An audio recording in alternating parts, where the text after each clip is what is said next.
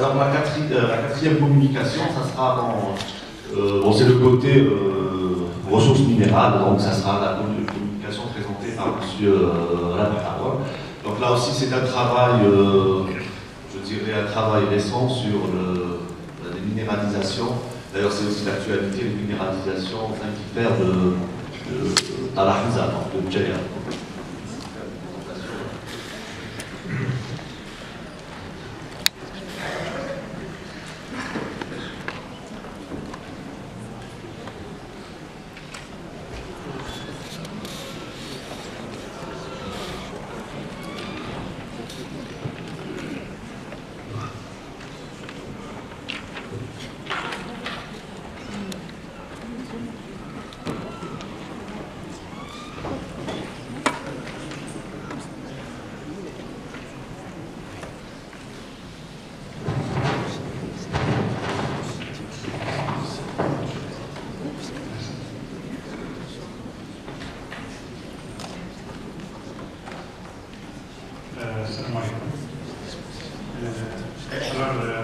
Je vais présenter aujourd'hui une étude, ou bien le résultat de travaux d'une thèse sur les roches lignées et les minéralisations associées dans la région de l'ouest de Mysore. Donc je vais présenter l'étude pétrologique, géologique et isotopique. C'est un travail qui entre dans le cadre de la préparation d'une thèse de doctorat de M. Nakoya Abdulali. Et je tiens avant tout de remercier M. Charak pour m'inviter ainsi que les membres de l'organisation du séminaire pour présenter les résultats des travaux de cette thèse. Donc, ce travail a été fait en collaboration avec plusieurs personnes qui sont intervenues dans l'élaboration de ce travail. Principalement, donc, je cite Philippe Lima, co-directeur de thèse. Siham Sami Lawar nous a fait l'isotope stable du carbone et l'oxygène. M. Saleh Bouder de l'Université de Tunis nous a fait les inclusions, puis Nachid Abdallah qui est intervenu dans la partie géochimie. Ibrahim Baz et Anthony Faye qui ont intervenu dans l'analyse des isotopes du soufre, du carbone et de l'oxygène à l'Université de Glasgow. Donc je vais commencer par la présentation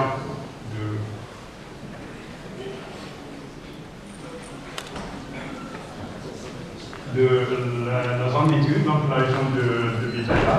Donc ici, qui s'inscrit dans le cadre des granits, qui s'inscrit des roches magmatiques, qui s'inscrit dans le cadre de la mise en place de complexes magmatiques dans le littoral algérien, en passant par la région de Jijel et la Ghana, le complexe de Cap-Caroun, de l'Ilia de Bidoukoun, les affleurements de la région de Skikda, du Cap de Fer et du massif de Edoum et de Rimbaba. Donc, toutes ces roches lignées sont accompagnées de la mise en place de minéralisation et parfois très économiques. Et donc, tous ces granits sont bien roches magnétiques, ont été mises en place, soit dans le socle ancien, précolombien, ou bien au niveau des formations relativement récentes et crétacées jusqu'à le Miocène. Donc ici, dans la région de Vizaya, on a vu des roches qui affleurent et des indices minéralisés, la zone minéralisée qui les accompagne. Donc les objectifs de cette étude, c'est de présenter les caractéristiques pétrologiques et géochimiques des roches, donc pour passer un petit peu la pétrogenèse des roches lignées. Deuxième objectif, présentation des données des inclusions fluides, des isotopes stables, du soufre, du carbone, de l'oxygène, sur minéralisation et sur les roches lignées, pour définir l'origine et les caractéristiques des flux minéralisateurs. Et finalement, l'ensemble des données vont aller pour l'origine magmatique hydrothermale des minéralisations supposées type Kuroko.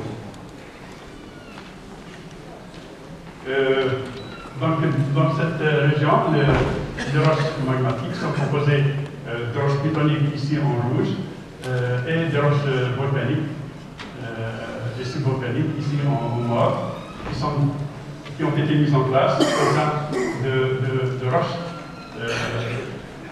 de Berbacha, donc le massif des Bavariennes, de Berbacha et de Gouraya, une création crétacée, des piches donc, au niveau biocène des crétacés et des piches post-naturiennes, des types, etc. Ici, je dois signaler que cette étude a été réalisée grâce à l'aide de la société WMZ, donc Western Mediterranean Zinc and Theramine Australia, et qui nous ont permis d'accéder à la carotèque au niveau de Misaya. Et là, on a pu faire une corrélation des différentes études pour retracer un petit peu la courbe suivant ce massif qui représente donc les roches andésitiques volcaniques au sommet, des roches dacitique microgranitiques et ensuite des andésites bréchiques dans lesquelles s'installe la minéralisation polymétallique, principalement zincifère et plombifère. En bas, donc, il y a des roches batholithiques ou bien des grandes grues.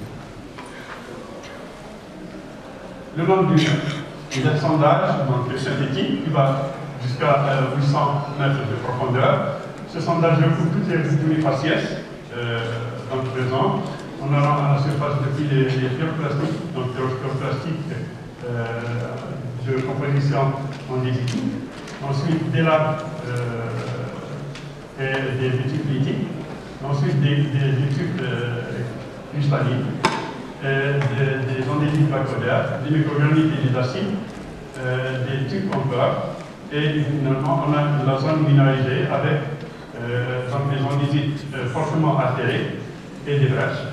Au-dessous, on a retrouvé donc, une couche anhydritique formée de l'anhydrite massif qui va de 10 jusqu'à 20 mètres d'épaisseur, et ensuite un microgranulite fortement métasomatisé, et ensuite à la base, la granulite relativement saine.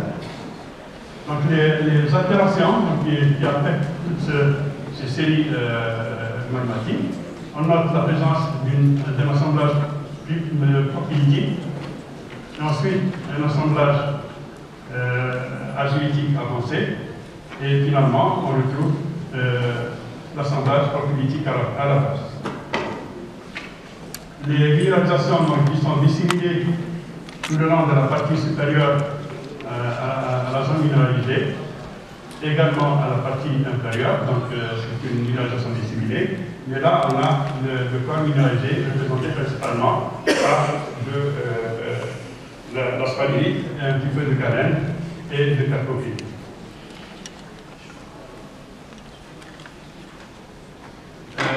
Revenons sur la nature des roches volcaniques. Donc on retrouve des pyroplastiques avec un aspect microscopique représenté par des fragments de minéraux cimentés par des ciments volcaniques.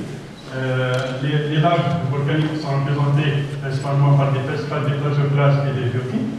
Les andésites vésiculaires sont représentés par des minéraux ferromagnésiens, des plagioclastes et des vésicules remplies principalement par de la persite.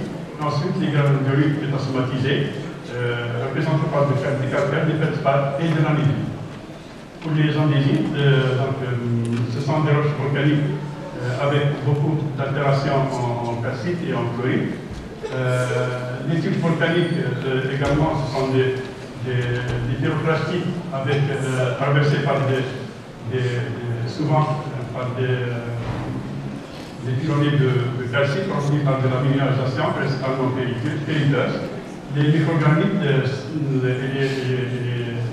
d'acides sont représentés par des pénocristaux de feldspath et de biotite dans une mésostase microcristalline. Et finalement, les granulurites représentés par de la biotite du feldspath potassique, des plagioclastes et rarement du quartz. Pour la minéralisation, donc microscopiquement parlant, elle est représentée par donc surtout de la galène, de la microphobie, de la galène, de la chalumnène colomba, de la pyrite zonée, de la galène, alors de la pyrite et de la sphalerite, de la calcopyrite cimentée par de l'anhydrite, donc l'anhydrite comme minéral de blanc. Et ensuite, on peut avoir également de l'hématite et de l'anhydrite avec de la calcopyrite parfois dans certaines zones.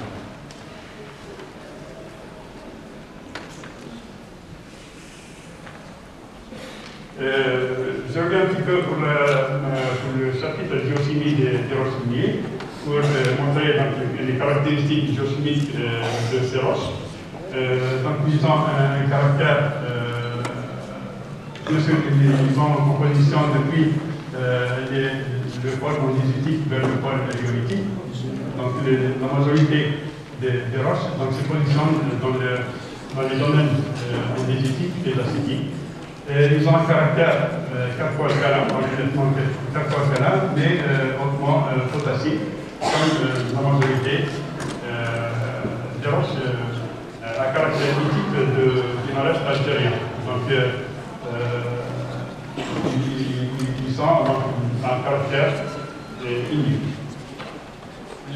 La représentation graphique des variations des éléments majeurs, bien sûr, ça représente il montre des corrélations classiques avec des corrélations négatives pour les éléments compatibles et des corrélations positives pour les éléments incompatibles. Les terres rares, bien sûr, représentent donc ici des terres rares légères, donc on ici, par rapport aux éléments de terres rares lourds. On note également la présence d'anomalies de l'opium, qui indique donc le fonctionnement des phases de classe. L'allure de tous les éléments rares, que ce soit pour les roches volcaniques, les tubes, les théoplastiques, les andésites, les microgranites et les acides et les granulolites présentent les mêmes allures, ce qui signifie qu'ils sont génétiquement associés. Même chose pour les diagrammes multi-éléments. Donc on retrouve des anomalies de strontium, des anomalies de niobium qui indiquent également la signature de zone de subduction. Donc les caractères pétrologiques et géochimiques indiquent que ces roches se sont mises en place dans un contexte surtout distantique et donc représentent sur le diagramme de pièce 84 qui sont des granitoïdes post-collisionnels, donc ils viennent dans un domaine distancié après la collision. Donc je reprends donc les analyses isotopiques. Les analyses isotopiques ont été faites sur les sulfures, pour le soufre et les sulfates, et pour l'oxygène et carbone, sur les carbones. Donc les analyses ont été faites sur la sphalerite de la minéralisation principale, de la pyrite qui est présente dans toute la pile ignée. La calcopyrite, c'est une phase mineure dans le gisement. Et puis les sulfates, que ce soit l'anhydrite, le massif, ou bien l'anhydrite de vin. Ils ont été faits également sur le gypse qui vient après l'anhydrite. Les carbonates ont été analysés pour le carbone et l'oxygène sur la calcite de vin et la calcite phylongienne, qu'on vient de voir sur les photos microscopiques de roches.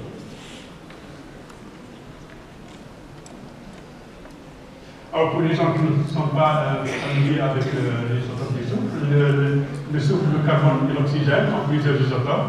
Donc, dans les mesures isotopiques, on prend les éléments les plus abondants et les isotopes les plus abondants. Donc, pour le soufre, il y en a 4 isotopes. Donc, on prend le S32 et le S34, puisque ce sont les deux les deux isotopes les plus abondants, avec Eston 2, 13% et Eston 4, 4,2%. Et le spectromètre de masse nous analyse le rapport isotopique Eston 4 sur Eston 2 de l'échantillon. Il est mesuré par rapport à un standard de référence qui est le canyon Diablo-Rolai. Donc la composition isotopique est donnée par la relation delta Eston 4 est égal au rapport isotopique de l'échantillon sur le rapport isotopique du standard moins 1 multiplié par 1000. De même pour l'oxygène et le carbone, donc on prend toujours les isotopes les plus abondants. Pour l'oxygène, c'est O16, O18. Pour le carbone, c'est O12, C12 et C13. Et donc les relations de mesure et de calcul se traduisent par delta O18 pour l'oxygène et l'échantillon sur R smoke, donc par rapport au standard Dean Ocean Water. Et le carbone, delta C13, c'est le rapport isotopique de l'échantillon, rapport isotopique par rapport au standard PD de 1000, moins 1 multiplié par 1000. Donc, tous les données isotopiques sont données en pour 1000. Représentation donc des résultats d'analyse. Donc, ici, on a des sulfures avec de la cacopyrite, la pyrite, la sphalerite, et tous les données, pratiquement la majorité, s'inscrivent dans le domaine de l'affinité unique. Donc il faut savoir ici que le manteau a des valeurs entre moins 2 et plus 2 pour 1000. Donc on soupçonne que la composition isotopique des sulfures associés dans ce massif sont d'origine montélique, lignée, voire montélique. Pour les sulfates, donc l'anhydrite et l'usis, les analyses isotopiques de leur soufre montrent qu'ils ont une affinité beaucoup plus en myocène, aux ondes de mer myocène, qui a donc, une valeur à cette époque autour de plus 22, mais il y a un shifting vers l'affinité I. Donc on va expliquer ça par le mélange entre un fluide qui provient fluide propant, provient du manteau, et un fluide qui provient des autres. Les résultats des isotopes du carbone et de l'oxygène, donc ici le delta C13, donc les valeurs varient entre moins 4 et moins 9. Donc ce sont des valeurs négatives. Les valeurs négatives sont connues dans le carbone organique, mais les valeurs du carbone organique sont plus larges, ils ont des valeurs de moins 20 jusqu'à moins 40. Et aussi, ils sont semblables beaucoup plus au carbone montélique, qui est autour de moins 6 pour 1000. Donc les valeurs du carbone ont une signature également montélique, comme le soufre. Les valeurs de l'oxygène également, donc de l'oxygène de l'omichlorite, parce que les omichlorites, ils ont des valeurs négatives. L'oxygène des carbonates, ils sont plus élevés, autour de plus 20 jusqu'à plus 30. Donc, toutes ces valeurs sont proches à un fluide beaucoup plus magmatique que météorique.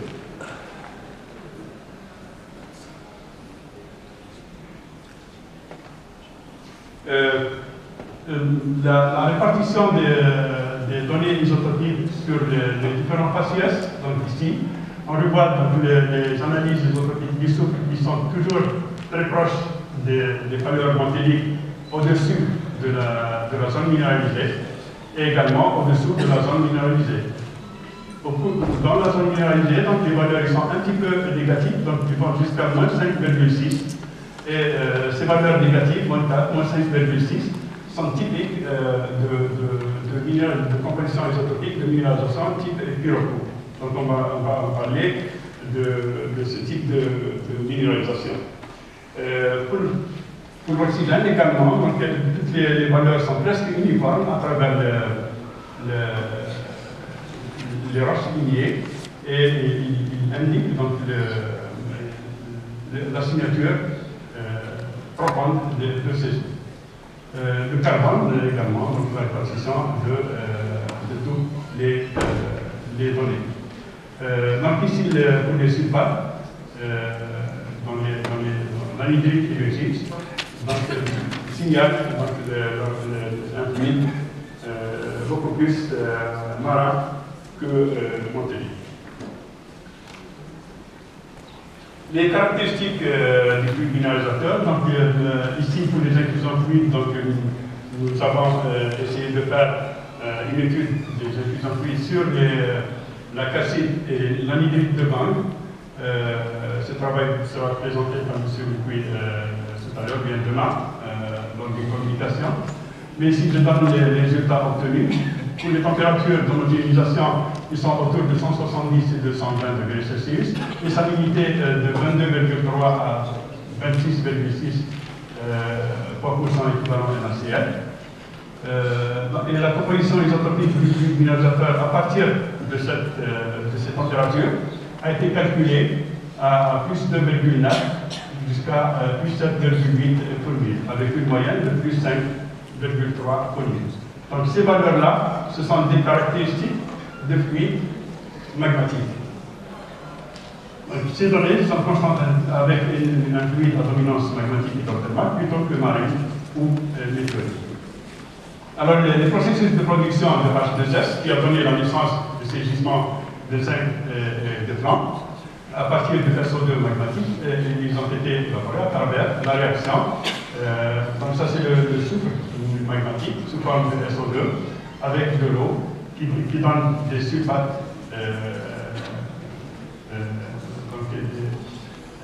acides du H2S et 3H de plus. Donc les fluides acides produits favorisent l'altération argilique avancée qu'on a vu dans les altérations dans la zone de minéralisée. Alors, les caractéristiques du gisement BHMS, type Kuroko. Donc, ce sont les caractéristiques du gisement type Kuroko. Ce sont des structures massives avec dominance Zn au sein des andésites, bréchiques et tubes.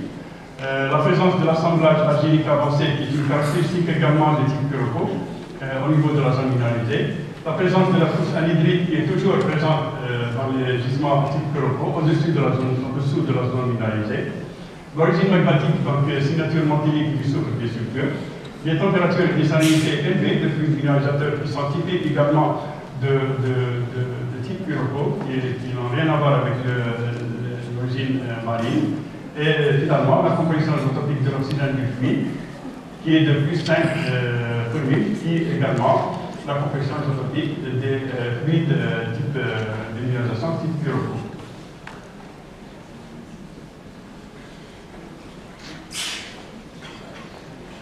En conclusion, c'est un diagramme qui montre les minéralisations des grands fluides de Watermiso. Ils sont composés de roches volcaniques plutoniques et de roches volcaniques. Alors, leurs caractéristiques, ce sont des roches calco-alcalines hautement potassiques de type I. Les fluides qui accompagnent ce magmatisme, ce sont des fluides chauds, relativement chauds, avec 200 degrés Celsius à peu près de température, de salinité élevée, 22 jusqu'à 27 % équivalent à NaCl. La minéralisation est caractérisée donc, par des structures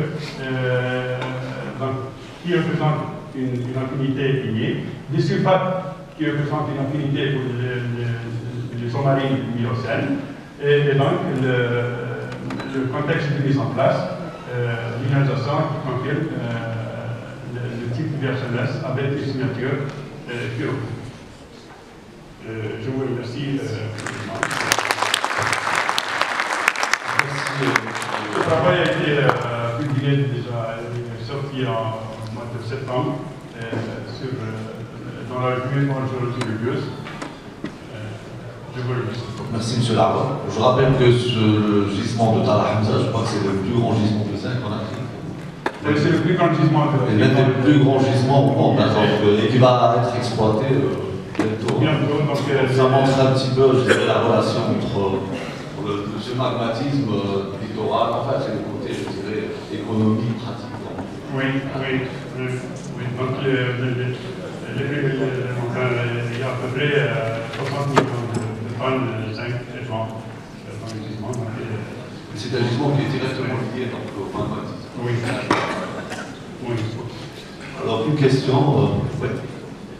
Je veux savoir, est-ce que vous avez une idée sur l'origine de cette vie de Voltaire? Vous dites que c'est des signatures angéliques. Est-ce que vous avez fait proposition d'un modèle pétrogénétique ou éventuellement géodynamique qui permettrait de comprendre Oui, on a fait déjà des études dans ce sens. Quand on a étudié le magmatisme des capes de terre de chez Taïbi, le magmatisme en 2005 et également le magmatisme du massif des deux, quand on a parlé des types I et des types S. Donc les types I, ce sont des magmatismes comme celui de Wetamizo, qui sont mis en place dans un contexte de distension, distensive, puisque le magma augmente de profondeur, et ils ont la signature montélique. La proposition isotopique du souffle signale la signature montélique. L'oxygène de scansion, ces isotopes signalent un manteau métasomatisé. Donc on l'a déjà discuté lorsqu'on a étudié le magmatisme du cap de terre chez Taïbi. Donc là, on a discuté que sur la nature et le mode de mise en place de ce magmatisme, on a dit qu'il provient d'un manteau montélique métasomatisé, avec une contribution en cristal très légère, c'est-à-dire pas aussi importante. Ma question, en fait, c'était ça. D'où vient ce métasomatisme? À quoi est-il lié? D'un point de vue, est-ce que vous avez une idée? Je ne sais pas. Est-ce que vous avez une idée de l'origine de cette signature métasomatique? Enfin, la signature du manteau métasomatisé, le manteau a été métasomatisé par le détachement du slag. Donc, c'est le produit du détachement du slag qui a produit un manteau métasomatisé. D'accord, donc c'est la fusion du slag dans le manteau sexagénaire qui a donné un manteau métasomatisé. Merci, M. Larotte.